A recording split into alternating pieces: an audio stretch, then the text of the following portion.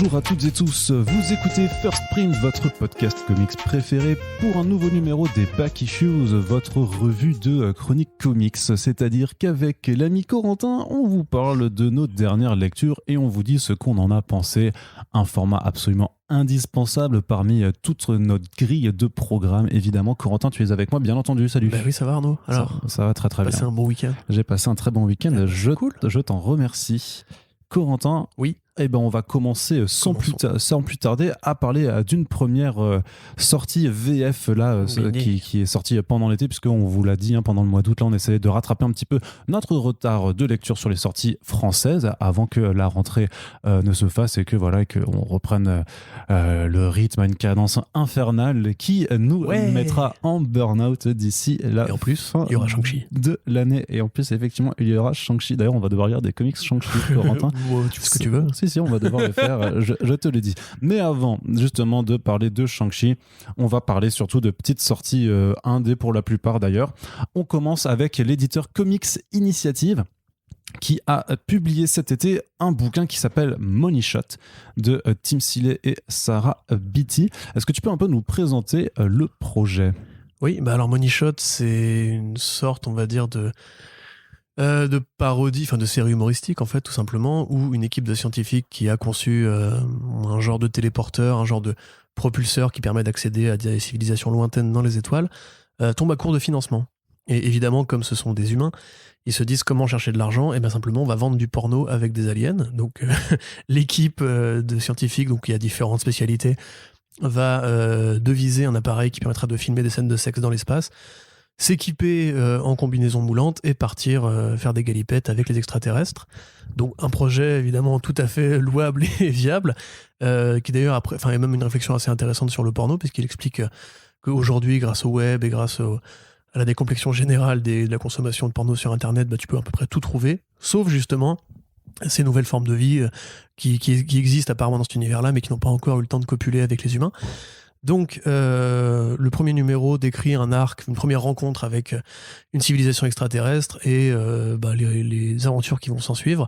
Pas forcément que sexuelles, c'est pas une BD de cul, c'est pas les requins marteaux, c'est pas du tout l'ambiance locale. Ça reste même assez soft au final en termes de. Ça reste assez soft. Sexe, c'est plus libéré que pornographique, puisque en fait, il y a même une sorte de propos justement sur la pansexualité, sur pourquoi on devrait accepter tous en fait d'être pan et de pas se poser la question du genre, de l'amitié, etc. Et en fait, pourquoi baiser aussi est compliqué, aussi un truc que les sociétés judéo-chrétiennes considèrent comme étant un truc privé, un truc intime pour faire les gamins et tout.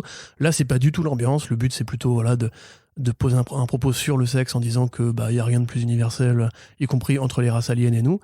Ça va même assez loin. En fait, c'est un peu Black Science. Mais tu retires toute la dépression et tu mets du cul à la place, on va dire, parce qu'il y a le même propos en fait sur le côté partons explorer les étoiles, avec une équipe justement qui va avoir des tensions en interne, qui a un historique commun, etc., comme dans Black Science, sauf que là en l'occurrence le but n'est pas de percer les couches de réalité pour aller au centre de l'oignon de l'univers, mais d'aller au centre de l'oignon, tout simplement.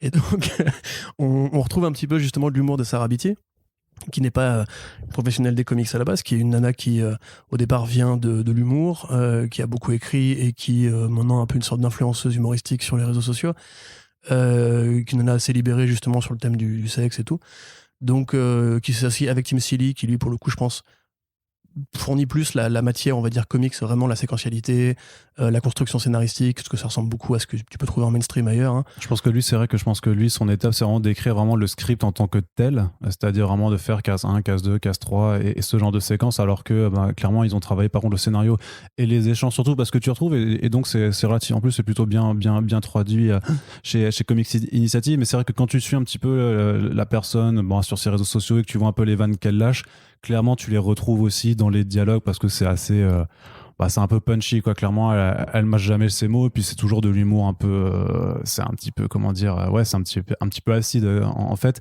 et à la fois ça va vraiment faire des commentaires effectivement sur la sexualité, comment elle est en fait, comment on la consomme, en termes vraiment que produit, parce que voilà, c'est ce que le porno est, mais aussi comment on la vit en fait en tant que société, comment ça régit les interactions sociales entre les individus, comment en fait est-ce que voilà la monogamie, l'hétérosexualité en fait sont réellement des normes qui méritent ou non d'être affranchies.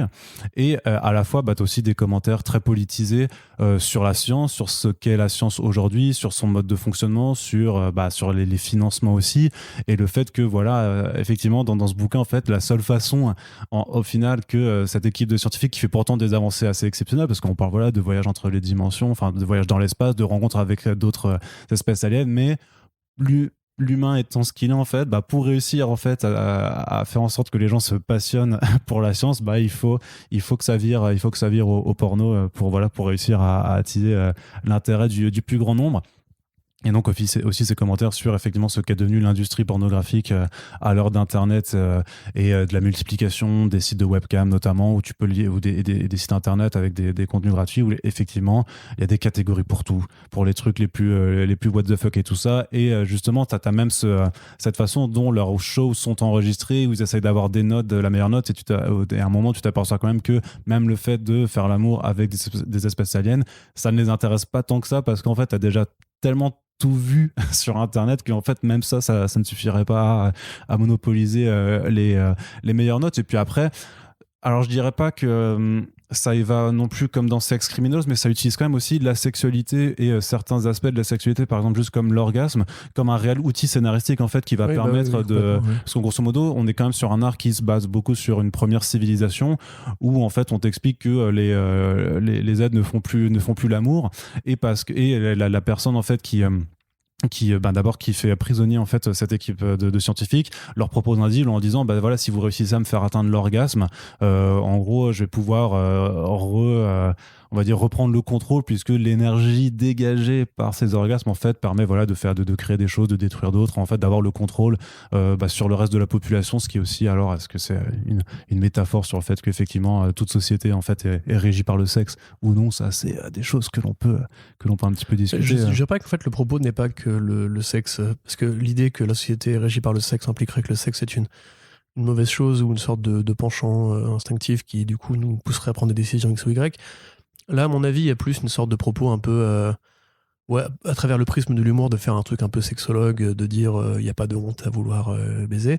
En l'occurrence, sur la planète, le truc dont tu parles par rapport à l'orgasme, je le vois plus comme une sorte de gadget pour exagérer, justement. C'est comme le mec qui a les très grosses couilles, tu vois, mais qui peut plus en faire grand chose, tu vois. T'as une sorte de propos un peu absurde. C'est un peu l'humour à la Seth Rogen, tu vois, un peu cette espèce de génération où, en fait, les gens qui font ces histoires-là sont pas des monstres ou des pervers, etc. Et du coup, ils prennent ça de manière beaucoup plus légère. C'est même assez bon enfant, en fait. Même s'il y a effectivement un côté cul.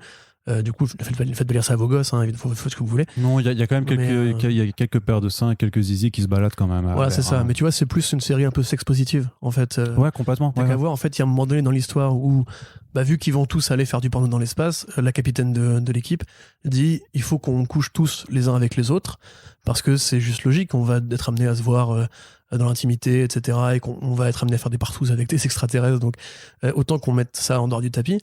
T'as son ex qui lui dit non, je vais pas coucher avec machin, c'est un mec. Et elle lui répond mais ferme ta gueule, c'est bon, on s'en fout de l'homophobie, pourquoi est-ce que t'es encore hétéro en 2020? Tu vois, il y a vraiment ce côté un petit peu genre mais kiffez votre vie sexuelle, etc. Et c'est effectivement un truc que Sarah Beatty en tant qu'individu justement promeut un peu sur les réseaux sociaux. On n'a pas dit, c'est Rebecca Isaacs au dessin. Effectivement, il y a un petit côté Sex Criminals dans le fait que justement c'est quand même assez cartoon. Et pas du tout réaliste, pas du tout graveleux, pas du tout pornographique en fait. C'est vraiment une série d'aventures qui se trouve présenter des personnages qui font des galipettes. Mais à part ça, il n'y a pas de... tu vois, c'est pas une BD érotique comme le serait celle de Mirka Andolfo. Alors que pourtant tu retrouves un peu un trait à la Mirka Andolfo quand même dans le dessin de Isaacs. Oui. Et en plus, Mirka Andolfo... et Silly ont travaillé avec Andolfo sur Superman Crush et Lobo. Tout à fait, ouais, ça c'est leur projet. D'ailleurs, ça arrive bientôt à l'heure où on enregistre ce podcast. À voir si effectivement c'est une rencontre un peu entre les deux. Mais Mirka Andolfo, de toute façon, avait signé des couvertures un peu plus sexy justement pour l'édition en VO. Et il y avait Comics Initiative qui avait proposé une couverture comme ça qu'ils avaient appelée Too Hot for You. En fait, ils mettent la jaquette de l'édition normale et en dessous, tu dévoiles effectivement la couverture un petit peu plus sexy, mais sans non plus être complètement. Enfin voilà, c'est pas du niveau de. On n'est pas dans la sexualité façon faceless, tu vois. Oui, c'est ce que j'allais dire. Voilà. Mais en tout cas, c'est cool. Et effectivement, entre Faceless, bon, qui est un truc très très différent, hein, c'est la vraie BD érotique pour le coup, ou même ce que fait en général Maria Jovette, il faut dire apparemment, pas Lovette, Maria Jovette, ou justement ceux qui ont aimé Sex Criminals, il y a quand même une sorte de flux de BD qui traite enfin de la question sexuelle, qui a un vrai manque dans les arts contemporains en général, parce que on considère que la BD c'est encore un truc pour enfants, parce que encore une fois on sort de 2000 ans d'éducation judéo-chrétienne qui nous ont appris que c'était juste pour faire les gamins et tout. Donc moi je trouve ça assez frais. J'ai vraiment bien kiffé le projet, c'est plutôt bien écrit. Quand tu dis judéo-chrétienne, mais dans toutes les religions, grosso modo, le sexe c'est juste là pour faire des gamins, non? Il y a peut-être plus de trucs du côté des cultures un peu indiennes, ou tu vois par là, bon, effectivement, généralement la religion est assez l'ennemi de autre chose que de la procréation. Mais bref, grosso modo, tout ça pour dire que si effectivement vous avez aimé Sex Criminals, ça va moins loin, hein. Pour l'instant, c'est pas encore un truc aussi compliqué et parfait que Sex Criminals, qui va beaucoup plus loin que juste le cul. Mais tel quel, voilà, je dis, si vous avez aimé si vous êtes à l'intersection des fans de Black Science et de Sex Criminals, bah, ça peut peut-être vous parler. Donc c'est un titre qui a été publié en VO chez Vault Comics. Et voilà, qui continue de venir petit à petit s'immiscer chez les éditeurs français. Donc voilà, à terme de publication plus ou moins éparse. Donc ça fait, je trouve que c'est aussi cool de voir cet éditeur continuer de s'implanter plus ou moins, parce que c'est vrai qu'ils ont quand même des propositions assez qualitatives de façon assez générale. On l'a vu avec The Savage Shores forcément. The Plot, c'est quand même pas mal aussi dans le registre horrifique. Là, on est quand même dans une autre direction, justement, parce qu'il y a pas mal de titres d'horreur en général chez eux.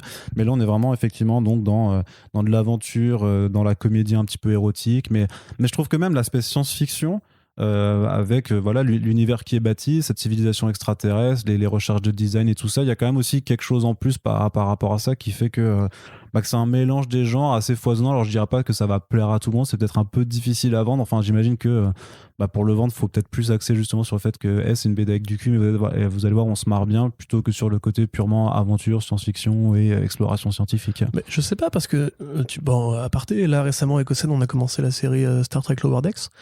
Après, Star Trek, c'est un univers qui justement est beaucoup plus ouvert que beaucoup d'univers de fiction par rapport au genre, la sexualité, etc., et qui était déjà très en avance à l'époque et qui continue à l'être aujourd'hui. Mais c'est une série comique à la Rick and Morty. Pareil, Rick and Morty, il y a du cul, et on porte pas de jugement quand Rick féconde un cheval, enfin une femme cheval, par exemple. Rattraper la saison 5 si c'est pas encore fait. Je pense qu'on est aujourd'hui prêt justement à ce côté un peu cartoon science-fiction, et qui intègre justement des trucs qui nous manquent. Peut-être, limite, je verrais bien un dessin animé Money Shot à terme. À mon avis, en plus, Beatty, elle a des contacts à Hollywood puisqu'elle est actrice et qu'elle écrit aussi. Tu vois, ce serait pas idiot de le penser. À mon avis, voilà, si vous êtes de ce bord-là, on va dire, même Futurama avait ça, tu vois, il y a de ce bord un petit peu du cartoon cul, science-fiction décomplexé. À mon avis, il n'y a pas de meilleur moment justement pour que ça sorte. Si c'était sorti dans les années 80-90, ça aurait sûrement été plus graveleux, ou plus pervers, ou plus, tu vois, concupissant. Plus extreme. Ouais, ou même parce que pareil, là on l'a pas dit, mais il y a différents personnages féminins dans l'équipe qui représentent différentes couleurs de peau, différentes corpulences. Personne n'est dessiné comme une bombasse atomique et ouais, tout. c'est ça, ouais. Ça reste assez réaliste en termes de proportion, moi je veux dire, et c'est pas du tout justement un truc qu'on pourrait imaginer fait par un mec à la cartooniste, tu vois, qui aurait probablement été beaucoup plus loin en termes de trucs trash, du foot ou quoi, tu vois. Ouais. Donc là, franchement, non, moi je pense que honnêtement, même c'est pas une BD que pour les mecs, tu vois, limite. En plus, c'est écrit par une nana et dessiné par une nana, mais voilà, il y a peut-être moyen de se marrer si vous êtes justement fan de ces nouvelles bizarreries du présent. Très bien, Corentin. Écoute, donc c'est sorti chez Comics Initiative et c'est disponible pour 22 €. N'hésitez pas à inviter l'équipe créative en France pour l'interview. C'est ça.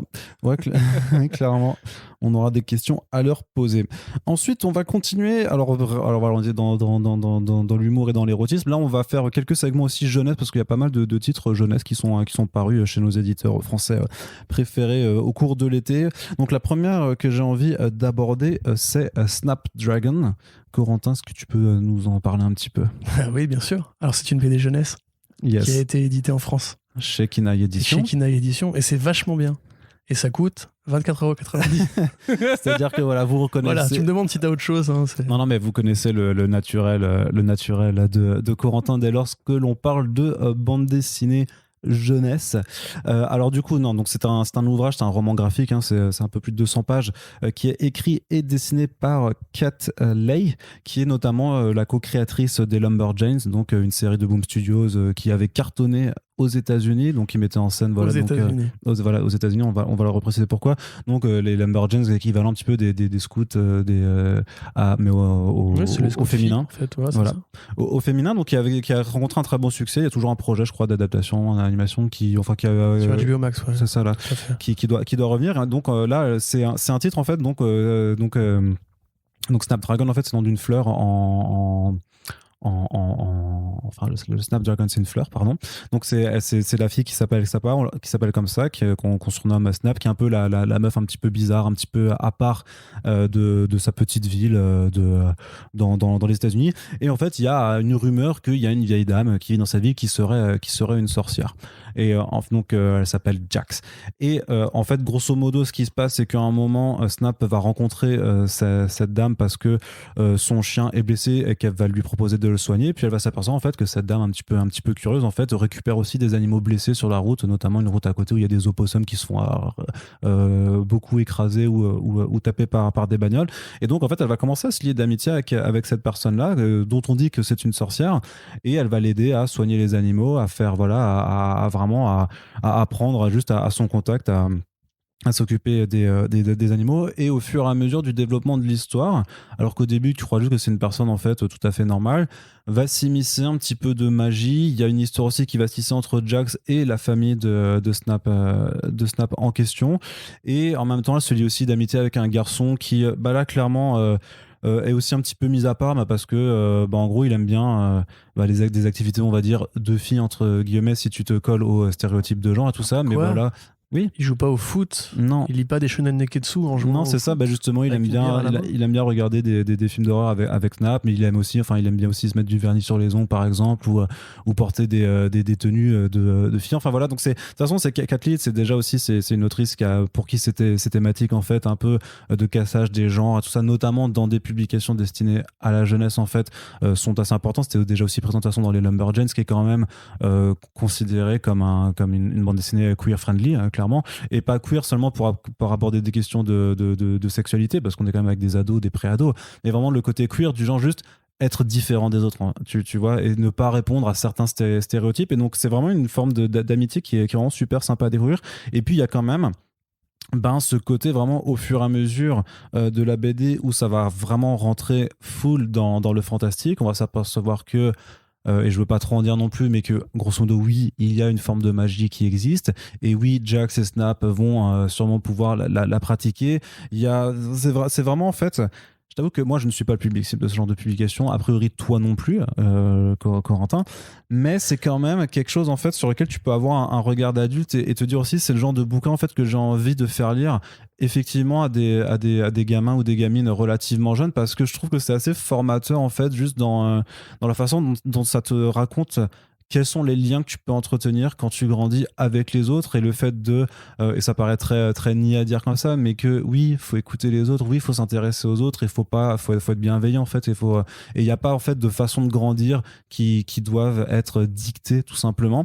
Et d'ailleurs c'est assez marrant en fait, je trouve que cette BD, alors que bon, elle a été publiée quand même il y a quelques temps, je crois, en veut un petit peu, mais dans le côté de la fille un petit peu recluse qui rentre en contact avec la soi-disant sorcière du village après avoir récupéré un animal blessé.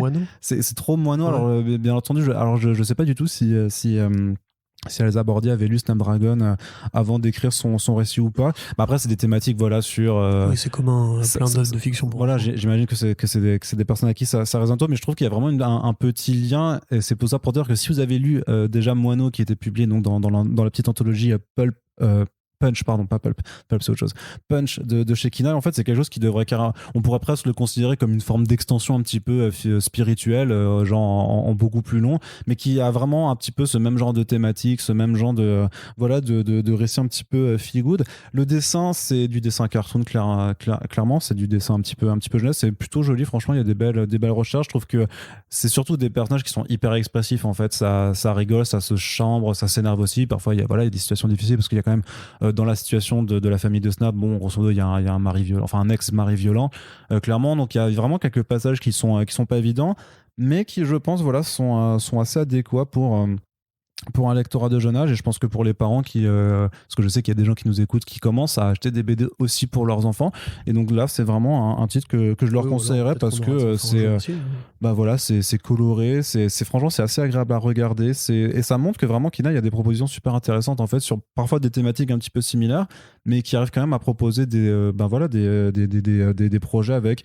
un trait, une personnalité, et qui sont assez propres, même si les termes sont effectivement universels et que tu peux les retrouver un petit peu ailleurs, quoi. En tout cas, j'imagine que si vous avez lu notamment les bouquins de la trilogie du Garçon sorcière chez Molly Ostertag, notamment, qui aussi est là clairement un bouquin qui vise à casser les stéréotypes de genre. C'est pareil aussi chez Bliss Edition avec les titres de Kay O'Neill, comme Princesse par exemple, qui sont voilà, vraiment ce genre de déconstruction qui effectivement ne plairont pas à des vieux lecteurs de 40 ans très conservateurs, tout ça, parce que de toute façon c'est plus le public cible, mais je pense que c'est important d'avoir ce genre de bouquin qu'on n'avait clairement pas quand on était gosse. En tout cas, moi je me rappelle pas d'avoir lu des trucs assez explicites au final sur ces thématiques, sans que ça verse non plus dans le pamphlet. C'est pas un discours, c'est juste que forcément avec ton regard d'adulte, t'arrives à analyser en fait, à voir ce que l'autrice veut mettre en termes de thématiques et de choses qui l'intéressent. Je pense que quand t'as 12 ans, en fait c'est juste une façon de te montrer par les œuvres de fiction une forme de réalité, et du fait que j'imagine que si quelqu'un, un gamin ou une gamine qui a lu Snapdragon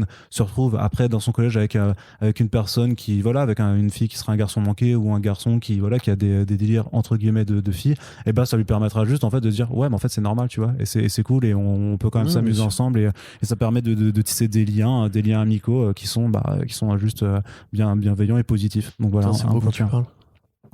Après c'est comme ça que je l'analyse, mais après forcément mon analyse aussi biaisée par mon propre vécu et par mes propres conceptions ou stéréotypes. En tout cas voilà, ça coûte 24,90 €, mais c'est un bouquin assez épais. Quand même, il y a quand même pas mal à lire, donc j'imagine que forcément c'est un investissement, effectivement, hein, ça c'est certain, mais une proposition donc qui est intéressante, et à mettre dans les mains des plus petits et des plus grands. Corentin, toi Quoi, moi je l'ai pas lu. je sais, mais est-ce que ça t'intéresse quand même quand je t'en parle ou pas? Bah oui, non, ça m'intéresse, l'analyse que t'en tires m'intéresse. Après, je pense qu'effectivement je suis pas le public cible. En fait, tu vois, moi j'ai pas besoin qu'on m'explique qu'il faut pas casser les burnes aux gamins dans la classe qui se met du rouge à lèvres, je veux dire du vernis à ongles. Mais derrière, après, oui, tu m'en dis du bien et tu as un goût sûr. Donc moi, si j'étais vous, j'achèterais ce bouquin pour mes enfants. Tout à fait. Ou même pour vous, hein, d'ailleurs. Même pour vous, si vous avez 14 ans et que vous nous écoutez.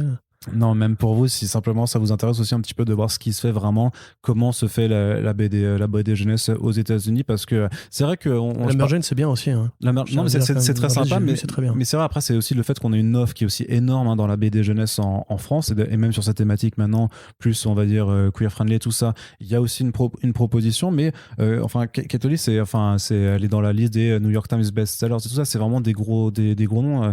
Kay O'Neill aussi, faut savoir, c'est comme aussi Raina Telgemeier. C'est des autrices en fait qu'on a beaucoup de mal en fait à amener en France, et de façon assez curieuse, alors qu'aux États-Unis elles vendent des millions d'albums, tu vois. C'est devenu des vraies institutions de la bande dessinée et du livre jeunesse. Donc voilà, moi je pense que c'est toujours bien de s'y intéresser. Donc je souhaite à Kinaï de réussir à pouvoir faire découvrir ces autrices de talent dans nos contrées. On passe à la suite avec un style de dessin toujours un petit peu cartoon, un petit peu enfantin, mais des thématiques qui sont là par contre beaucoup, beaucoup plus sérieuses, puisqu'on va vous parler de Kaiju Max, livre 2, sorti chez Bliss Edition. Donc Kaiju Max, un titre qui est édité chez Oni Press aux États-Unis, qui est écrit et dessiné par un monsieur qui s'appelle Zander Cannon. Et grosso modo, qu'est-ce que c'est ? Ça nous parle donc de cette Kaiju Max, qui est une île à ciel ouvert, en fait, qui est une prison ouverte pour des kaiju, donc des gros monstres géants. Alors à la fois des vrais kaiju, on va dire pur type d'inspiration pop culture japonaise, façon Godzilla et tous ces monstres-là. Mais Zander Cannon ne se limite vraiment pas que à ça, puisqu'il va vraiment brasser tous les éléments des pop culture, des folklores, qu'ils soient orientaux, occidentaux.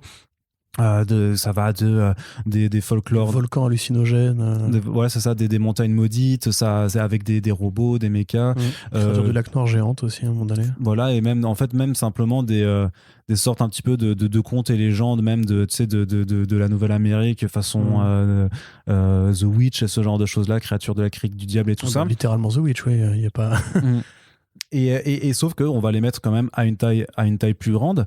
Et voilà, en fait, on va suivre dans des arcs de 6 épisodes à chaque fois qui sont appelés des saisons. Ça se bâtit vraiment ça comme une saison. Et on va suivre en fait qu'est-ce qui se passe dans cette prison en reprenant vraiment tous les codes du récit carcéral, c'est-à-dire avec les trafics qui se mettent en place. Donc c'est pas de la drogue, mais c'est de l'uranium ici en général, puisque forcément c'est des monstres géants, donc ils ont besoin d'uranium pour se doper. Les conflits entre gangs qu'il peut y avoir, voilà, des questions aussi de relations entre prisonniers, entre eux et matons. Donc voilà, quelque chose de très codifié en fait, que tu connais si tu as regardé, ne serait-ce alors l'inspiration évidente c'est Oz, qui est un peu quand même la masterclass de la série carcérale. Il y avait un petit peu de Prison Break dans le précédent tome, dans le 1. Là, dans le livre 2, il y a la saison, la deuxième partie. En fait, Thunder Cannon te fait découvrir la partie de cette prison qui est réservée aux femmes. Et donc là, c'est clairement Orange is the New Black. D'ailleurs, le titre en VO, c'est Kaiju is the New Black. Donc ils l'ont fait. Ouais, c'est quand même un peu plus sombre que Orange is the New Black. C'est quand même beaucoup plus sombre parce que ça reste quand même cette inspiration de Oz aussi assez évidente, parce que voilà, on se fait il y a des sales coups, on se fait tabasser, il y a des meurtres, il y a des trucs. Et c'est toujours ce contraste en fait qui est génial entre le côté très mature et très sombre en fait des récits qu'on suit, et ce dessin qui est faussement enfantin au départ, parce qu'il y a quand même certaines scènes qui sont ultra violentes, mais c'est un univers qui est ultra coloré.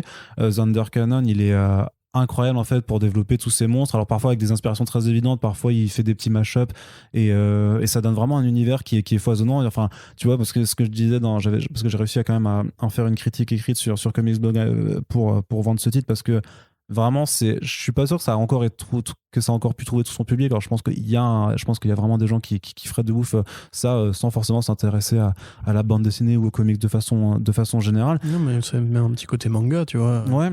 T'avais t'as One Punch Man déjà, qui pareil prend beaucoup de référents pop culturels monstrueux en prenant à en prenant dans le comics et tout, et qui en fait un truc qui est parfois plus noir que ça n'y paraît.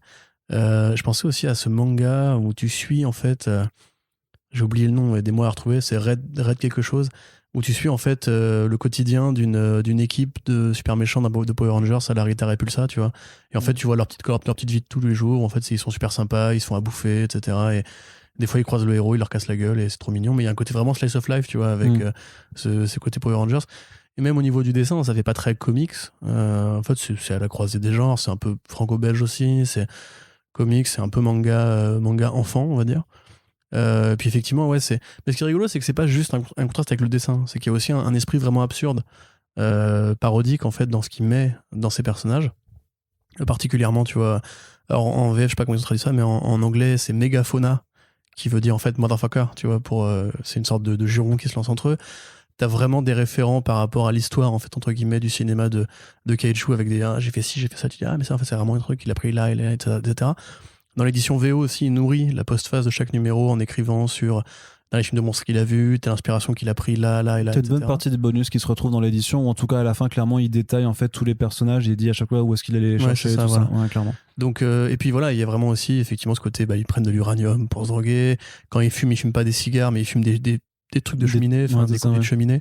Donc il y a vraiment ce côté un petit peu humour méta, un peu à la BoJack Horseman, tu vois, en mode on sait que nos créatures sont justement des versions anthropomorphes de bestioles qui normalement n'existent pas, donc on fait des petites blagues par rapport à ce que c'est, mais derrière il va casser systématiquement cette dynamique-là avec des scénarios qui vont très vite dans le pessimisme, très vite dans la vraie série carcérale, et effectivement, c'est presque une sorte d'adaptation de Oz, en fait, avec des monstres géants, à tel point que t'as vraiment donc, le personnage c'est David, je crois, la chèvre. C'est la créature de le bouc, quoi. C'est la créature de la crique du diable. Voilà, ça c'est pareil, c'est un truc qui est super méta, qui est super rigolo, je veux dire. On va pas spoiler qui est son daron, mais grosso modo, t'as un moment donné où il dit à sa daronne qui vient le voir, t'as ramené papa, tu vois, etc. Il y a un petit côté, les animaux de la forêt dans South Park, tu vois, en fait, ils ont l'air trop sympas, mais en fait, c'est gloire à Satan et tout, tu vois. Et la fin de cet arc-là, en fait, vraiment, je m'attendais pas à un tel retournement, entre guillemets, de cruauté et de bestialité. Ah ouais, non, parce que c'est ça, t'as quelques passages, tu fais, moi j'ai fait, vraiment, c'est le de choc en disant non, t'as pas fait ça, tu vois. C'est vraiment Tobias Beecher quand il affronte Schillinger et que tu te dis shit just got real, tu vois. Donc c'est vraiment bien foutu. Effectivement, je crois que toi t'es moins fan de la partie sur l'île des nanas, parce que à mon avis c'est une nouvelle introduction d'univers en fait qui fait que Tu retombes sur les trucs plus connus, et puis peut-être que ce monde-là a l'air moins violent au départ, après il se charge du truc. C'est pareil aussi, t'as, comme dans Oz, justement, le fait que l'infirmière de garde ait une relation avec un des kaiju et qu'il soit évidemment un bel enfoiré et tout. Un truc qui est vraiment pareil, ultra bresson sur la violence conjugale, etc. Et le fait d'être systématiquement entouré de prisonniers qui te rend un peu fou, etc. Enfin, c'est vraiment une très bonne série carcérale. Moi qui suis fan justement de ce genre-là, enfin qui suis fan de Oz en fait, parce qu'il n'y a pas non plus 40 séries carcérales, je trouve que ça marche carrément. Limite justement, le dessin, c'est pas un truc, je dirais, qui me gêne, mais je pense qu'il pourrait se permettre d'aller plus loin dans ce qu'il pourrait faire en termes de découpage. Tu vois, s'il pourrait faire des vrais doubles splash pages et tout, plus généreuses, plus bastonnantes, etc. Et quelque part, le fait de vouloir garder cette espèce d'esthétique vraiment très accessible fait que tu es souvent sur un découpage à 9 cases ou un quadrillé assez évident. Là où, à mon avis, il a les capacités et le trait pour faire un truc vraiment plus vénère, ou qui justement imprime sur des cadrages plus cinématographiques, parce que ça reste quand même de la BD, hein, c'est bien dessiné, etc. Mais tu vois, par exemple, la mise en scène qu'il fait à la fin, quand le bouc, il arrive ce qui lui arrive, ça, pour le coup, c'est vraiment bien branlé, et c'est des moments très forts qui limite, tu vois, contredisent quasiment tout son esthétique à lui, en fait. Tu vois, c'est vraiment un truc, tu te dis, je pensais pas vraiment que tu irais vers là en termes de mise en scène et tout, et c'est vraiment bien branlé. Pareil, du coup, la créature qui collectionne les requins, là tu vois, il y a un vrai jeu d'échelle intéressant, parce que le requin blanc, en général, c'est un truc qui est impressionnant, qui est massif, qui est plus grand qu'un humain et tout. Et là, directement, tu vois, il tord le coup à ça en mode genre, bah oui, mais en même temps, dans ce monde-là, c'est les requins blancs, c'est des petits poissons rouges d'aquarium, en fait, tu vois. C'est des anchois. C'est ça, exactement, avec une petite tête trop mignonne, tu vois, j'ai jamais vu un requin aussi mignon il a la tête hors de l'eau et tout. Mais franchement, du coup, moi, j'ai découvert Kaiju Max depuis le temps que tu m'en parlais pour préparer ce podcast, donc j'ai lu le tome 1 et le tome 2. Je pense que ce tome 2 peut-être effectivement un peu moins parce que t'as la découverte du tome 1 aussi qui va quand même assez loin, mais franchement ça tient une bonne qualité, une bonne cadence. C'est rigolo d'avoir fait des saisons, parce que nous on est en VF avec 2 saisons par tome, mais aux États-Unis il faut bien se penser que c'est vraiment foutu comme une série télé avec une saison 6 numéros, une saison 6 numéros et tout, et qu'il arrive encore à se renouveler, à trouver de nouvelles idées, etc.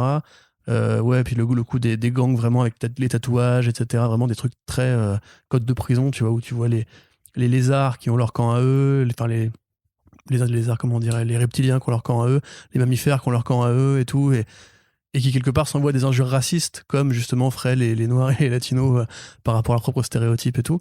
Donc c'est vraiment bien branlé. Et c'est ça qui est vachement bien aussi, en fait. Et en fait, c'est un peu l'intelligence de Kaiju Max aussi, d'utiliser des monstres des cultures populaires, tout ça.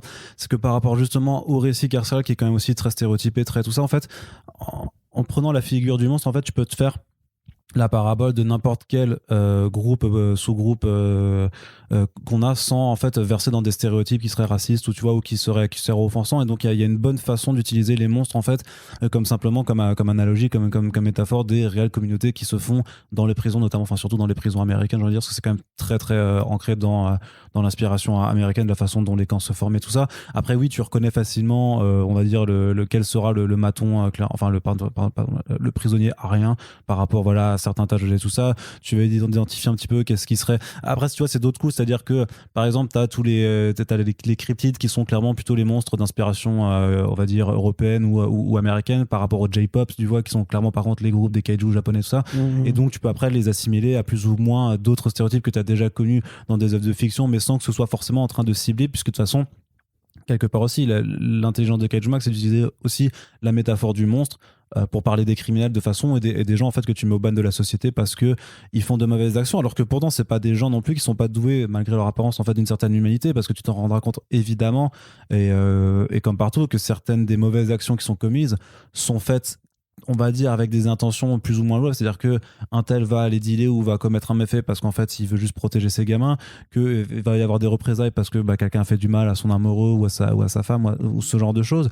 Donc tu t'es aussi toujours un peu sur un fil comme ça, sur l'aspect de la moralité de tes personnages, parce que clairement, par exemple la Maton qui sort avec l'autre prisonnier, elle se fait complètement manipuler, donc et pourtant elle commet des actions aussi qui sont horribles. Et après, quand on va dire que le karma finit toujours par se manifester, tu vois, et tu dis bon, ok, je l'aimais pas parce qu'elle faisait mal, puis après quand elle se prend dans la gueule, ça, il y a vraiment des choses comme ça où tu sais pas trop sur quel pied danser. T'as un sentiment de fatalité en fait qui justement est typique de l'écriture de Oz aussi, où en fait Oz, tu vois jamais l'extérieur. Tu vois jamais ce qui se passe en dehors des murs de la prison, et en fait personne sort jamais de prison. Tu viens à Oz pour y mourir en fait, et t'es jamais libéré, ou quand t'es proche de te faire libérer, tu te fais assassiner, ou tu fais une saloperie qui fait que tu vas rester plus longtemps, etc.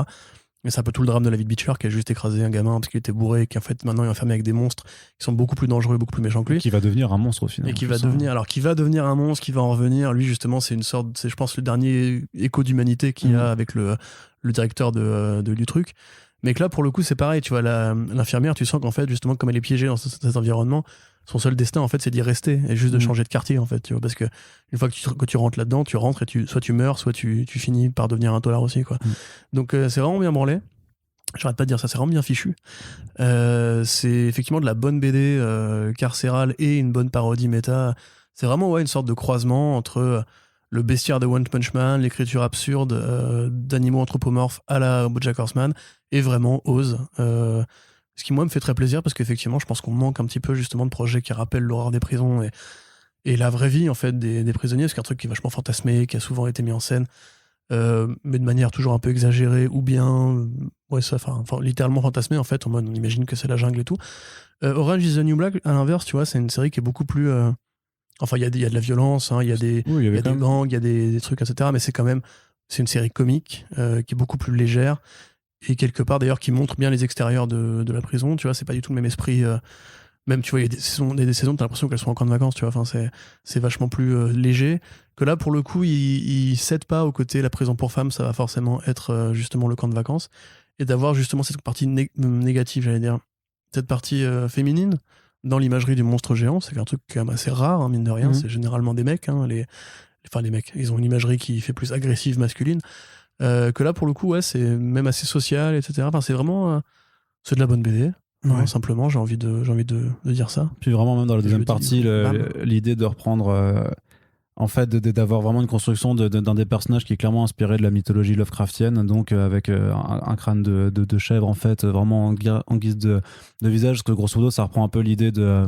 Je crois que c'est Shub-Niggurath dans le mythe Lovecraftien, qui est la chèvre aux 1000 sabots, un truc comme ça, et du coup, qui reprennent vraiment un petit peu cette masse informe, mais avec quand même un crâne de chèvre pour adapter, pour voir vraiment d'où ça vient, et puis voilà, et puis la façon dont elle réussit à corrompre un peu les esprits. Enfin, je trouve ça assez démoniaque. Tu vois, il y a vraiment plein de petites idées comme ça qui font et qui, si jamais tu connais pas, parce que bien sûr tout le monde n'a pas vertu à être un grand fan de monstres et de kaiju depuis sa plus tendre enfance comme l'ami Corentin, mais voilà, ce qui est vraiment chouette, c'est que dans les post-fac, c'était déjà le cas pour le premier tome. Et donc pour le deuxième aussi, chez Bliss Edition, c'est que les bonus sont inclus et que si jamais tu connais pas, de toute façon, Zander Cannon t'explique vraiment ses inspirations et ses choix, et ça te permet limite après de redécouvrir aussi cet univers, te dire ah ouais, effectivement ça vient de là et tout ça, et puis forcément de dire bon si ça vient de ça, je vais aller regarder en fait l'autre œuvre de laquelle c'est tiré. Donc c'est aussi une formidable façon en fait juste aussi d'approfondir ses connaissances sans forcément par un livre d'art et d'essai, certes aussi très intéressant, mais là du coup tu as une autre approche aussi pour parfaire ta culture de stream. Oui, c'est ça. Et honnêtement, c'est vrai que je suis d'accord avec toi. Je pense que ce bouquin-là, du coup en le découvrant et malgré ton forcing répété depuis quelques années, je trouve c'est un peu dommage que ce soit aussi confidentiel entre guillemets, parce que en France, on a une culture de fans de kaiju, puisqu'on a une culture qui est très nippophile. Ça a été aux Eisner. Alors, je sais plus si ça a été nommé ou si ça a gagné des Eisner, mais en tout cas, ça a été au moins nommé. Oui, ça, je me souviens, tout à fait. Mais tu vois, typiquement, voilà, moi, j'ai plein de potes qui sont des fans de monstres géants, qui sont des fans de manga. Et encore une fois, c'est un comics qui est peut-être très perméable pour les fans de manga, parce que c'est un univers qui, au départ, quand même, dérive du Japon et qui a ce côté dessin qui est beaucoup moins dans le muscle, beaucoup moins dans le réalisme que les comics ont tendance à représenter. Honnêtement, je sais pas si vous avez un pote fan de kaiju, si vous-même, je sais pas, vous emmenez un pote voir le dernier Godzilla pourri de Legendary et qui dit putain c'était mieux avant les trucs de kaiju, offrez-lui peut-être ça. Franchement, à mon avis, il y a peut-être que le bouche à oreille qui pourrait justement me permettre de développer ce truc-là. Je sais pas, je pense aussi à Yerim par exemple, qui est un gros fan de Oz. Bon, et on est tous un peu fans de Oz, ceux qui ont vu Oz sont fans de Oz. Là, c'est pas exactement le même niveau d'écriture, parce que Oz c'est beaucoup plus réel, tu vois, t'as toujours le monologue d'intro où il t'explique les chiffres sur les prisons, la mort, la philosophie, etc. de la série. Mais quand même, c'est vraiment moi, je trouve pas d'équivalent, ni mainstream, ni franco-belge, sur justement ce genre de proposition. Il y a sûrement des mangas carcéraux, mais je connais pas. Donc franchement, n'hésitez pas à mettre les mains dedans, quoi. Ouais, c'est vrai que c'est assez unique. Et puis un dernier point aussi, ce que j'aime bien, c'est vrai que tu as dit que sur le découpage ça pourrait être un peu plus, mais je trouve qu'il a quand même une bonne façon de jouer sur les plans en fait, et de faire vivre deux dialogues dans une même scène en jouant constamment en fait sur les échanges, où d'abord tu as tes personnages au premier plan qui sont en train de parler, puis en fait il va t'inciter à aller regarder ce qui se passe derrière avec le dialogue. Et ça me rappelle un peu de toute façon ce que faisait aussi quand même Azzarello et Risso sur 100 Bullets en fait, où clairement il y avait toujours des choses qui se passaient dans l'arrière-plan qui devenaient au final le sujet central pour revenir en arrière. Et c'est quand même une force de narration qui, je trouve, a aussi vachement son intérêt. Et après, ce qui est bien, voilà, c'est l'édition française. C'est des bouquins en très très grand format. Donc les planches respirent, et quelque part, enfin, c'est bien aussi d'avoir un bouquin géant pour justement une histoire qui fait intervenir des monstres géants. Donc forcément, ça. Mais honnêtement, vu notre culture, s'il était rangé au rayon manga et que Zander Cannon écrivait sous un pseudonyme, je sais pas. Non, il y a que Sibis Cebulski qui fait ça, de toute façon. Tu peux pas adapter Zander Cannon en plus en japonais, parce que ce sera juste Zander Cannon, donc ça n'a pas d'intérêt. Mais franchement, je pense que justement, si c'était un produit manga, il aurait déjà trouvé son public, en fait. Et c'est là qu'à mon avis, on tape contre la limite du format comics, c'est qu'en fait, ce genre de bouquin-là, moi je connais plein de vrais geekos qui justement adorent les bizarreries tarées à la One Punch Man. Ou, ça fait plein de fois que parce que pour moi, il est vraiment très pertinent. C'est que dans One Punch Man, tu vois, au début, il affronte son homme crabe, il lui arrache l'œil avec un truc vraiment très, très crustacé. T'as des monstres géants, t'as les hommes cafards qui vivent en dessous de la terre, etc. Okay, t'as vraiment, et puis le bestiaire marin, c'est avec le roi de la mer qui sort de l'eau. C'est vraiment, en fait, le même imaginaire qui prend des créatures totalement ridicules, qui pioche dans une culture pop de série B et qui en fait un truc relativement sérieux, qui sert un propos et tout. Donc à mon avis, c'est vraiment juste le problème, c'est que c'est rangé en comics, mais sinon, il y aura plein de gens qui seraient super intéressés. Voilà. Et pareil, une petite série animée, ce serait pas de mauvaise aloi. Ouais, c'est clair. Donc ça coûte 35 € le tome, et il y aura 3 tomes en tout, donc c'est pas non plus, voilà, c'est pas un investissement. Voilà, il y a eu 2 tomes en 2 ans. Donc le premier c'était en 2019, on a un deuxième tome qui est sorti à l'été 2021, et le prochain arrivera sûrement, je sais pas si ce sera en 2022, peut-être plus en 2023. Donc sur l'investissement par rapport à l'échelle, c'est quand même très très light. C'est des très bons moments de lecture, parce que c'est chargé aussi en dialogue, en scène et tout ça, donc vous en avez pour votre argent. Et puis voilà, donc c'est vraiment, enfin moi c'est vraiment un coup de cœur, vraiment. Kaiju Max, ça fait depuis 2 ans du coup que effectivement je t'ai fait du forcé, mais que je milite vraiment pour que plus de gens découvrent cette série.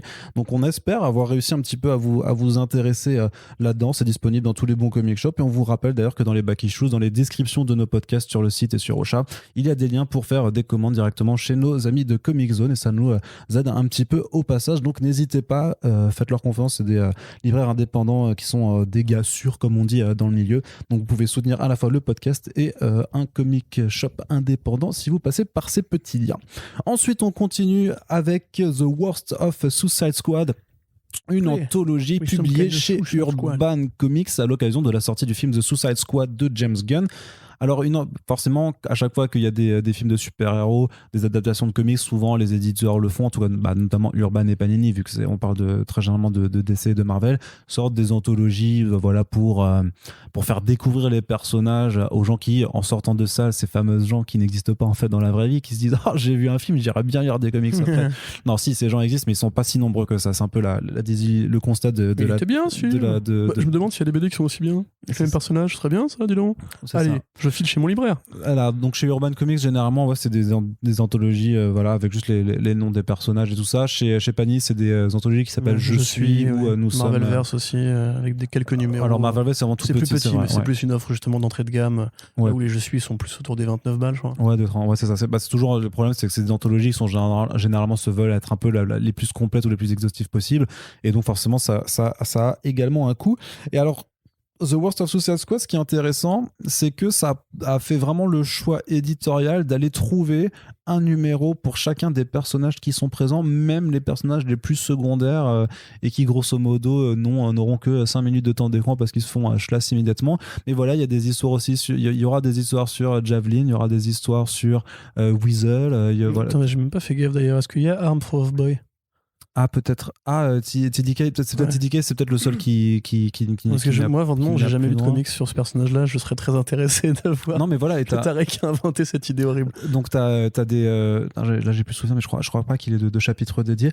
Mais t'as vraiment quasiment des histoires sur tout le monde. Ça va même aller rechercher, en fait, juste l'une des uniques histoires sur Polka Dot Man, vraiment. De Silver Age, le premier numéro de son apparition, effectivement. C'est ça. Ça reprend aussi des comics qui ont déjà été un peu publiés par le passé sur des versions un petit peu plus récentes, notamment pour Harley Quinn, qui effectivement est membre de la Suicide Squad depuis le relaunch. Boomerang aussi. Ça, c'est un petit regret, c'est que Boomerang, c'est un numéro relativement récent, même si du coup il explore vraiment les origines du personnage, donc c'est probablement le plus pertinent. Et voilà, et à côté de ça, pour Bloodsport, il y a le très bon choix de reprendre une histoire de la série Man of Steel de John Byrne. Donc déjà, on a du John Byrne, c'est toujours bien, mais qui est vraiment l'histoire dans laquelle Bloodsport va réussir à blesser Superman, ce qui en fait est dit au détour d'une ligne de dialogue de Viola Davis dans le film.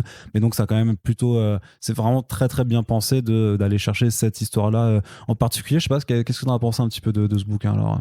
C'est ce qu'on se disait avant de préparer avant d'enregistrer, je trouve que c'est une très bonne idée. pour moi, justement, il n'y a pas de meilleure façon de convertir, en fait, le fameux curieux. Parce que du coup, là, tu prends toutes les époques du comics, tu prends tous les styles, toutes les façons de faire des comics, et tu prends effectivement quelques grands auteurs qui se baladent par-ci par-là. Il y a des choix qui sont en plus assez logiques. Tu vois, moi, par exemple, quand j'ai vu le film, je savais pas qui était Javelin. Je savais pas ce qui était son pouvoir à part lancer un javelot ridicule. Et là, donc, il t'explique son pouvoir. Il est même assez, enfin, il est relativement menaçant. Il pose des vrais problèmes à Green Lantern. Maintenant, je me demande vraiment, en fait, là, déjà, prenons les choses de l'ordre. La couverture, c'est la couverture donc du film. Ça, par exemple, moi, j'ai un problème, je dirais déontologique avec ça. Parce que je pense que du coup, il fait plus la promo du film que de la BD Suicide Squad en général, et qu'il aurait pas été idiot de prendre un artiste, même un artiste français, je sais pas qui a composé le bouquin, pour justement reprendre l'affiche, mais lui donner une allure plus comics, tu vois. Parce que là, quelque part, ok, d'accord, ça va faire un produit d'appel. Il faut vraiment que les gens soient accrochés par l'histoire qui sont dedans. Le problème étant que tout ne se vaut pas, parce qu'évidemment, il y a des personnages qui n'ont pas eu de bonnes histoires, c'est aussi con que ça. L'histoire sur le Peacemaker, je la trouve pas forcément bien choisie, parce que bon, déjà, ce Peacemaker-là, c'est pas exactement le Peacemaker de John Cena. C'est pas non plus précisément le Peacemaker conventionnel qu'on imagine, parce que c'est une histoire très particulière, dans laquelle il n'est pas le héros, c'est une histoire de vigilante, et qui est aussi éditée en VF à côté, en solo. Donc ça, c'est un peu redondance. Après, c'est clairement c'est le produit d'appel. C'est comme la façon d'introduire le bouquin en mettant toutes les planches en fait, de la mini-série Legends qui concernent la création de la Suicide Squad de John Ostrander sont là aussi pour ensuite renvoyer vers les archives de la Suicide Squad, qui est vraiment la collection dédiée à ce qui reste toujours cette meilleure version de l'équipe. Mais à mon sens, ça aurait été peut-être plus intéressant soit d'aller chercher les vieux numéros Charlton, alors je sais pas s'ils ont les droits pour faire ça, soit de prendre le Peacemaker de la série Blue Beetle de 2006, dans lequel en fait c'était un biker musclé et assez expéditif qui ressemble quand même beaucoup plus et physiquement et en termes de caractère et d'esprit à celui de John Cena. Après, c'est pas le héros de la série, oui, donc c'est très compliqué. C'est peut-être du pinaillage du coup. Mais non, mais là on fait un podcast pour pinailler. Tout à fait. On est là pour décortiquer les bouquins, pas juste pour dire c'est bien ou c'est pas bien. Ah donc c'est bien, mais c'est pas bien en même temps. Mais voilà, après moi c'est vrai que c'est plus des critiques personnelles, je pense que parce que je suis pas un nouveau lecteur en fait. La SS de Rob Williams, on pouvait s'en passer. Pour Harley, il y avait pareil des meilleurs numéros à aller chercher parce que c'est un personnage qui a quand même eu droit à des vraies bonnes histoires occasionnelles. Mais après, tu vois, c'est un petit peu comme les anthologies en général, comme les Batman Arkham aux États-Unis, tu sais, ces bouquins qui sont édités. Du coup, c'est Batman Arkham aussi en France. En France aussi, tu sais, il y a eu les volumes, il y a eu Double Face, Pingouin et tout ça. Mais tu vois, par exemple, un exemple que je cite souvent, c'est celui sur Killer Croc. Tu vois, que j'avais lu justement en tombant dessus en VO, où tu as tout l'arc d'introduction de Killer Croc, donc qui est génial, qui est bien écrit, qui est d'époque, Bronze Age, etc. C'est bien dessiné, c'est bien illustré. Et puis, comme Killer Croc n'a pas forcément eu droit en fait, à tant ensuite d'arcs importants ou d'apparitions majeures, tout le reste du bouquin, c'est un peu des numéros. C'est un peu de la production poubelle, soit où il est vraiment très secondaire. À part, je crois qu'il y a du Kelly Jones et Doug Munch qui est plutôt sympa, mais soit c'est vraiment genre, il était là à tel moment, à telle époque, donc il faut le placer et tout, et tu reconnectes avec le présent. Et du coup, il y a un tri qui est un peu anormal. Alors là, encore une fois, je le répète, c'est intéressant d'avoir tous les styles de comics et toutes les époques. Par exemple, le numéro sur Polka, ça te montre bien que c'était effectivement une idée à la con qu'ils ont eu à l'époque où je pense que Bob Kane fumait un petit peu trop de trucs illicites.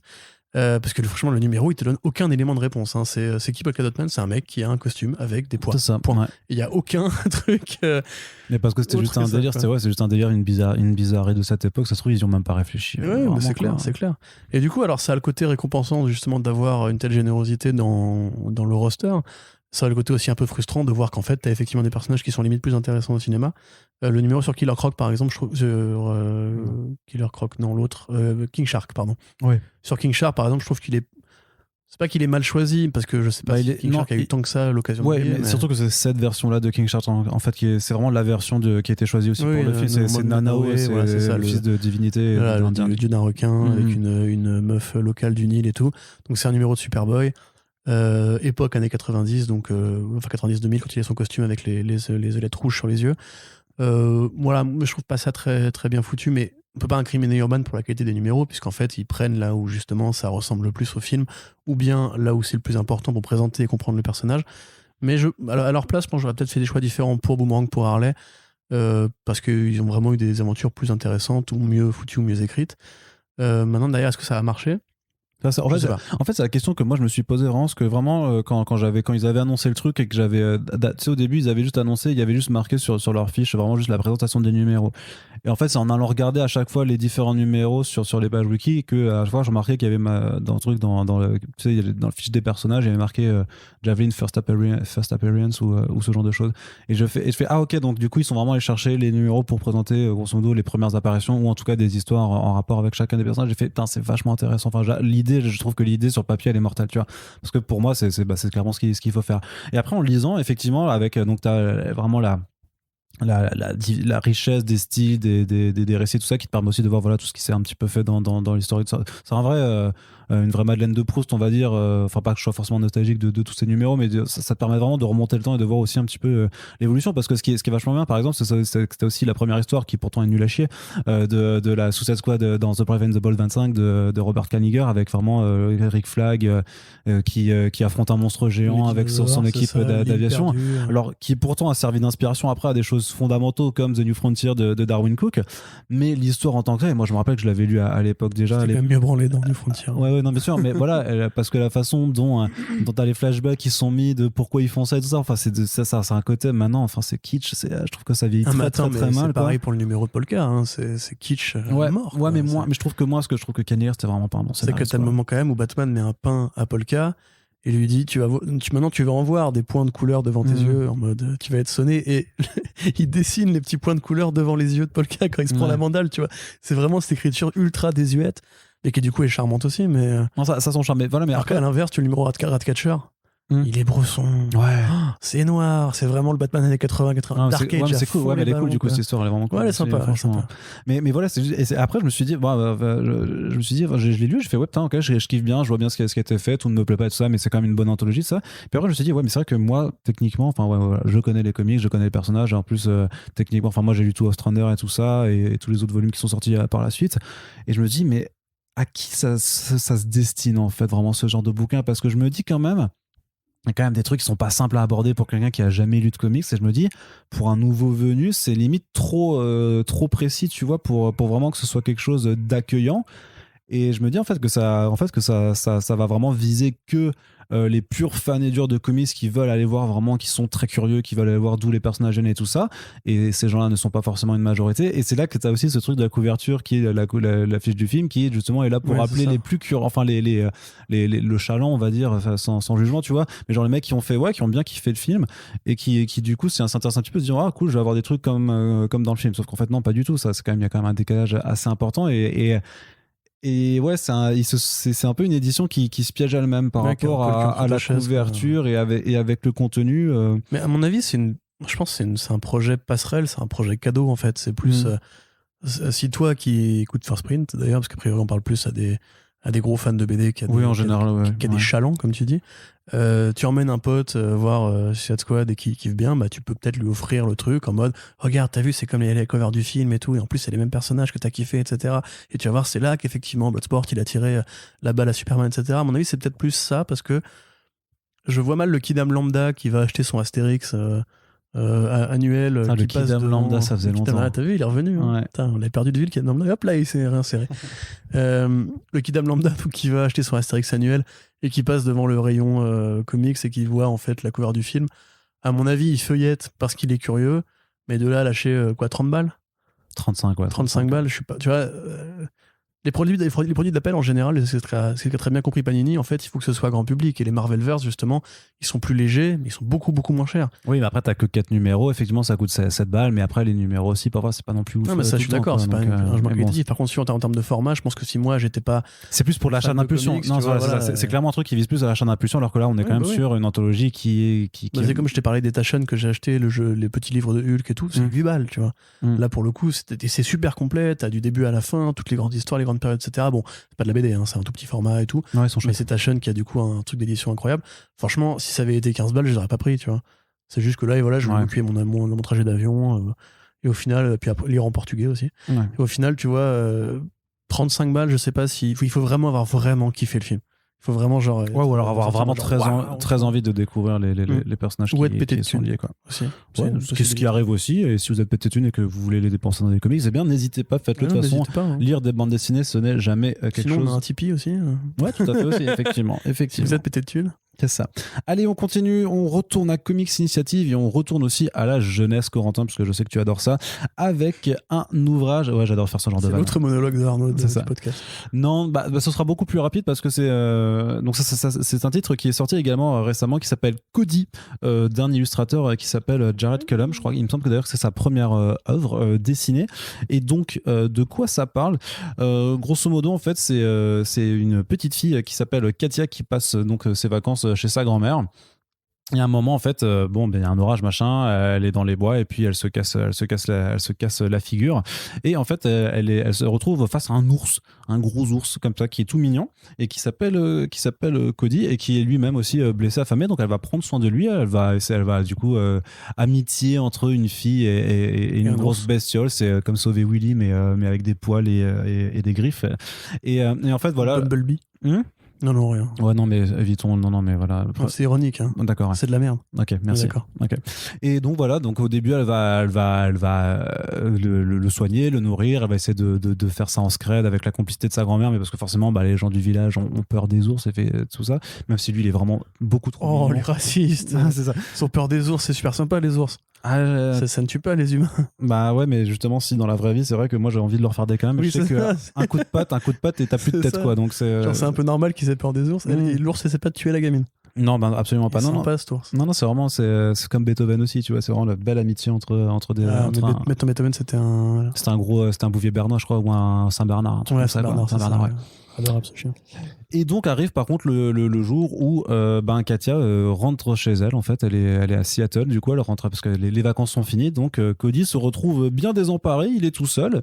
Et il va entamer un grand voyage pour essayer de retrouver son ami d'un été parce que voilà, l'amitié c'est quand même super cool.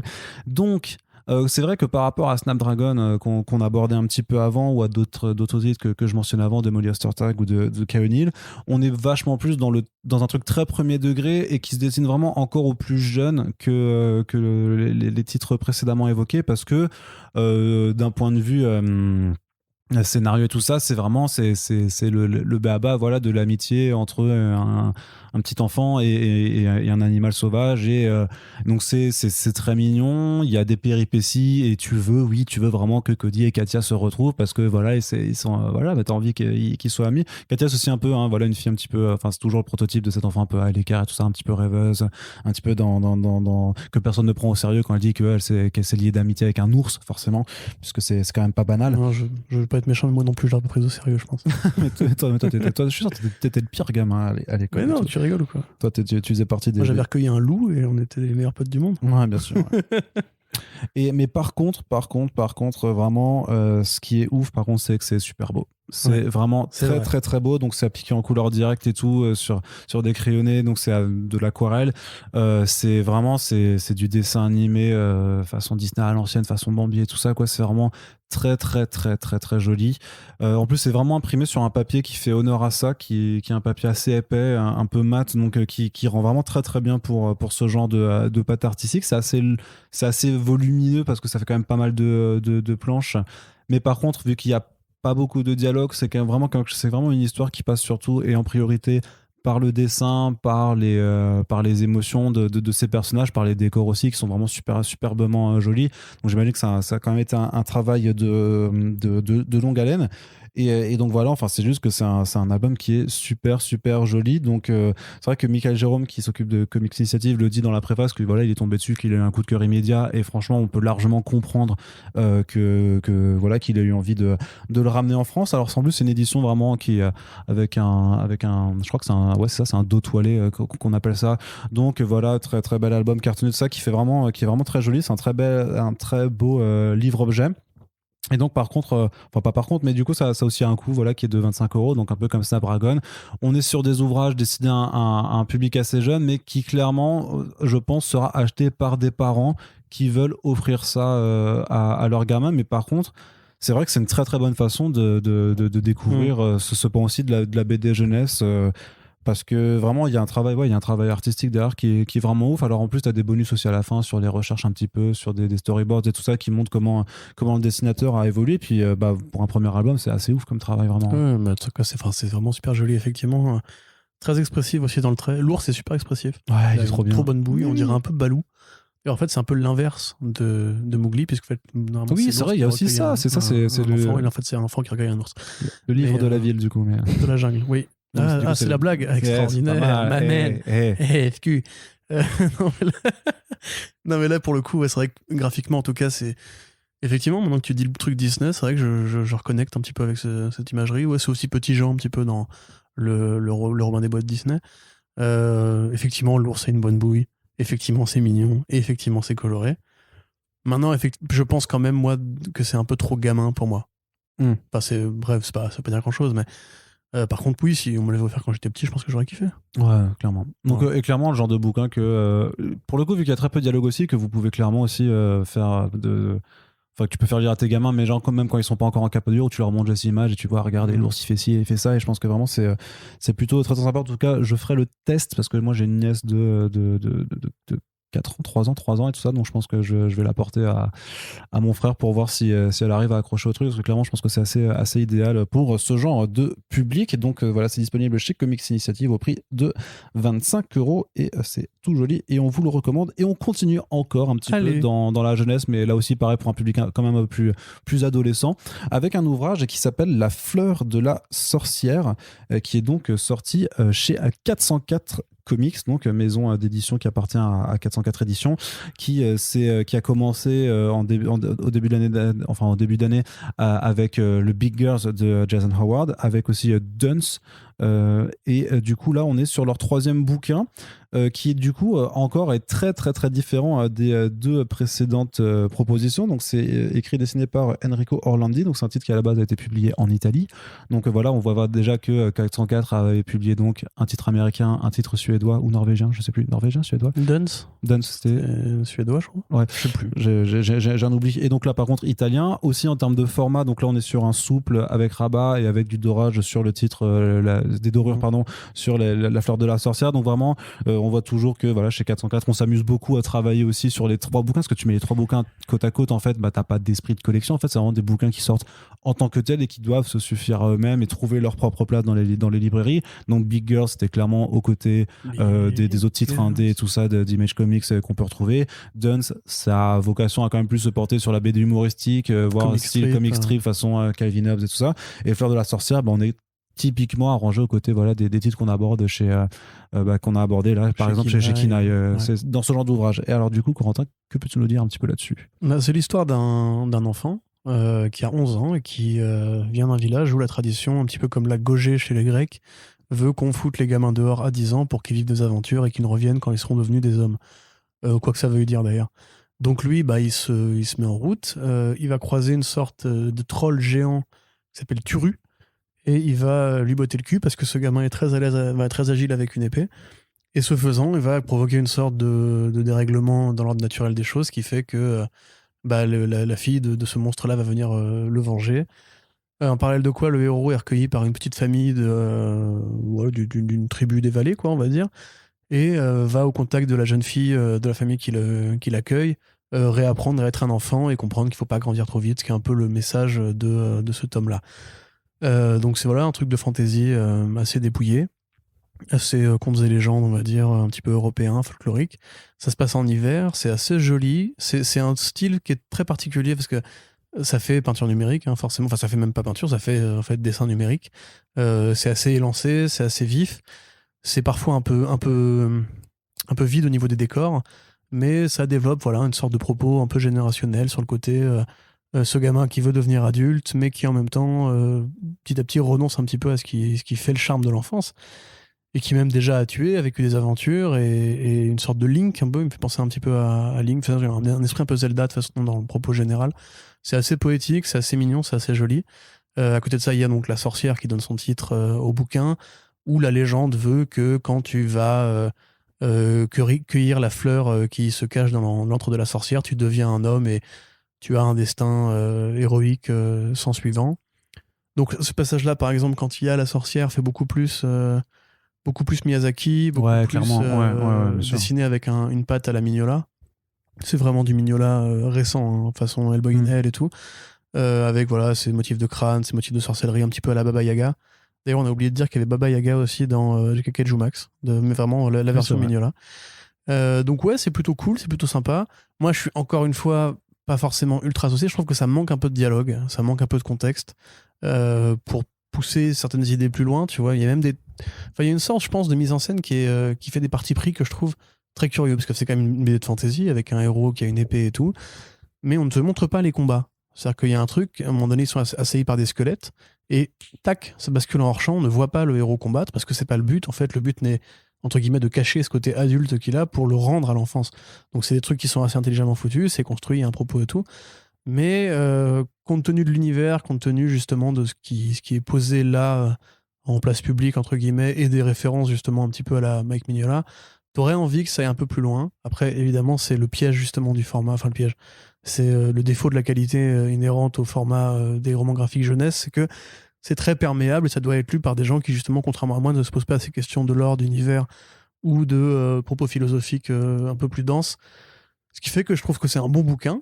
Mais je sais pas si du coup je le conseillerais à des gens comme toi et moi qui sont peut-être plus fans de fantasy. Enfin, moi je suis pas fan de fantasy, mais qui sont peut-être plus fans justement de trucs plus conventionnels ou plus adultes, on va dire. Voilà. Tu veux intervenir peut-être? Non, mais quoi, moi je trouve vraiment le style graphique par contre super intéressant parce que c'est. Je sais pas si tu l'as ressenti quand même, mais je verrais bien même. On part toujours d'adaptation d'animation parce que c'est un peu notre truc de nerd de faire là-dessus. Mais je le verrais très bien en animation, mais tu sais, avec des découpages en fait, des personnages qui seraient découpés un peu comme les South Park. Tu vois vraiment d'avoir ce genre de truc, parce que c'est vraiment un peu vraiment ce que ça m'a inspiré. Pardon. C'est vrai que j'avais pas fait gaffe avec l'inspiration de Magnola, mais en fait maintenant quand je repense aux monstres ou aux squelettes, elle est assez évidente. T'as vraiment même des citations de la façon dont Mignola pose des petits détails dans les décors et met des cases précisément dessus. C'est souvent des objets inanimés mais qui ont l'air très vivants, très monstrueux, un peu squelettiques et tout. Là, je pense que pas m'avancer en disant qu'il a été à bonne école, le dessinateur. Ouais. La dessinatrice d'ailleurs, je sais pas. Non, le dessinateur. Le dessinateur. Et non, donc voilà, mais aussi proposition intéressante. C'est vrai que ce qui m'intéresse plus maintenant en fait dans l'entreprise 404 et ça va être, c'est vraiment de voir la diversification tout simplement en fait des types d'histoires proposées. Je trouve ça que c'est vraiment ça qui est intéressant aussi. Moi j'aime bien mais après parce qu'on connaît aussi un petit peu Nicolas Bougeant qui était passé d'ailleurs dans le podcast chercher le Super Friends avec 404 Comics pour avoir la démarche où il disait clairement que lui de toute façon aussi son but à la fois c'est de s'amuser dans la proposition mais aussi sur les objets, et je trouve ça vraiment intéressant de voir en fait comment sur juste on va publier de la BD, comment tu t'amuses à vraiment réussir à montrer en fait que tu t'adresses à un public différent aussi par le choix du format en fait de publication, et c'est assez explicite, et on verra aussi d'ici le prochain Back Issues avec le Jonah de Chris Samney et de Laura Samney, où à chaque fois vraiment c'est des bouquins différents, c'est une approche et enfin moi j'aime vraiment. Alors je sais pas après si ça se concrétise, est-ce que ça réussit à trouver le public, ok c'est dessiné, mais en tout cas dans l'intention et tout, je trouve que c'est vraiment chouette à analyser.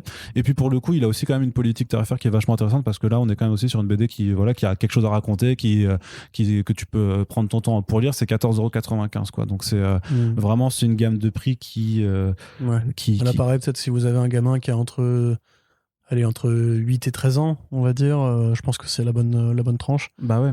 Ça marche carrément, ouais. Bah oui, et notamment par Jonah marchera mieux pour justement ces deux niveaux de lecture que sont l'enfance et le fait d'être adulte et de profiter des magnifiques dessins. Et puis le truc c'est que Jonah de toute façon va marcher sur le nom de Chris Samney aussi auprès des lecteurs adultes qui certes ne sont pas forcément intéressés par la jeunesse comme toi, mais qui par contre s'intéressent aux auteurs qui lisent en étant adultes ou avec qui ils ont quand même vécu ces 10 dernières années, donc forcément ça va parler aussi quoi. Mais c'est vrai que il faudrait en fait, je sais pas, est-ce que les gamins de 14 ans écoutent les podcasts ou pas, mais sinon faites-leur écouter nos podcasts aussi pour leur dire, et après, et comme ça après. Peut-être des blagues qui passeront moins bien. oui, c'est sûr. Mais vous politiser vos gosses. C'est ça, mais après au moins ils pourront aller chez leurs parents en disant j'ai entendu ça dans un podcast, machin. C'est Arnaud Kikou, il a un nom Kikou, c'est rigolo. Ça s'appelle Deux connards et un micro. C'est vrai que c'est un peu notre tagline. On devrait mettre en sous-titre en dessous. Non, c'était pas la tagline qui a été retenue, Corentin. Mais d'ailleurs, en parlant de 404, du coup, par rapport à ce travail d'édition, je suis assez impatient de voir. Alors, c'est les catacombes que le bouquin s'appelle, sur les catacombes. Non, il s'appelle plus. Non, c'est Under quelque chose là. Ouais, bon, du coup, j'ai très hâte de voir ce projet-là. Big Under, je crois. Et aussi Tonal aussi, qui devrait arriver bientôt. Effectivement, il y a quand même une belle ligne assez fournie. Là, l'attaque justement sur le comics adolescent montre qu'il y a quand même une sorte d'exigence. C'est pas justement un truc qui serait trop gamin ou qui d'ailleurs, même s'il y a une sorcière, ne ressemble pas forcément à toutes les BD pour enfants que vous pouvez trouver et qui cherche quand même à produire un graphisme assez unique, qui effectivement pose des belles idées ici ou là. D'ailleurs, je me demande même si, parce qu'on sait que Beaujon est quand même très fan de Mignola, étonnamment, si même lui a pas retrouvé un petit accent qui a peut-être pu lui plaire là-dedans. Ouais, clairement. Ouais, donc ça s'appelle Big Under Catacomb et ça sort en octobre prochain. Ouais, j'ai grand hâte. Ouais, on en parlera aussi très très prochainement puisque le temps file et le temps file aussi dans ce podcast puisqu'on aborde déjà le 7e ouvrage effectivement de ce Back Issues et donc on va se dépêcher juste pour parler de Peacemaker, donc l'autre bouquin que Urban Comics a publié pour accompagner le film de Suicide Squad, donc en reprenant donc une vieille mini-série qui était consacrée à ce personnage. Donc, plus ses apparitions dans la série Vigilante. Et ses apparitions dans la série Vigilante, et pour alors où il y aura le même choix un peu questionnable sur la couverture, puisqu'on reprend vraiment par contre la gueule le personnage de John Cena dans le film. Et donc, qu'est-ce que tu peux nous dire alors sur ce titre assez particulier de ce que j'ai compris. Le fait d'avoir choisi ce personnage-là plutôt que les autres héros ou anti-héros de la Suicide Squad, c'est intéressant parce qu'effectivement le Peacemaker n'a pas eu droit à beaucoup de titres à lui, que c'est pas du tout un super-héros, que c'est vraiment un personnage très complexe à manœuvrer, et quelque part ça annonce peut-être aussi le fait que la série HBO Max arrive et qu'il faudra un petit peu plus en parler à ce moment-là. Mais grosso modo, le Peacemaker, il a un intérêt premier, c'est que il a beaucoup évolué depuis qu'il a été inventé chez Charlton Comics, où au départ c'était juste un mec qui œuvrait pour la paix avec des flingues, ce qui est toujours une sorte d'incohérence, et qui est cité explicitement. Là il dit vraiment je suis prêt à tuer pour la paix, comme dans le film. C'est vraiment le gimmick qui est l'incohérence qui rend le truc amusant, parce que justement Paul Kupperberg, qui écrit à la fois Vigilante et la mini-série Peacemaker, a choisi en fait de traiter cette incohérence là au premier degré. C'est-à-dire qu'en grosso modo, non, c'est pas logique de tuer pour la paix, c'est pas logique que toi justement tu sois un militaire. Enfin, il y a un super-héros commando qui œuvre pour la paix. Donc, si c'est pas logique, c'est qu'il y a un truc qui déconne. Ouais, à l'origine du nom même de Christopher Smith, en disant que en fait, c'est pas un nom américain, c'est le nom Christopher Schmidt.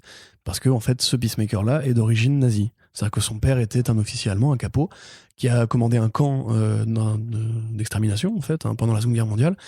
Et puis après, a fui aux États-Unis pour vivre une vie de marchand, etc. Donc, décidément. Donc ça, c'est un truc qui est pour le coup vraiment bien foutu, puisque en fait, Peacemaker, dans ce truc-là, n'est pas un justicier, n'est pas un super-héros, c'est un fou, un schizophrène qui a des failles psychologiques et qui voit systématiquement son père nazi, en uniforme de SS, l'accompagner partout. Parce que... Ah, c'est peut-être de là que Gunn a repris le truc pour Paul Cadotman, alors du coup. Ah, c'est possible, ouais. Effectivement, il y a le même gag, sauf que là, c'est vraiment pris au premier degré, puisque son père lui parle, et lui parle comme un nazi lui parlerait.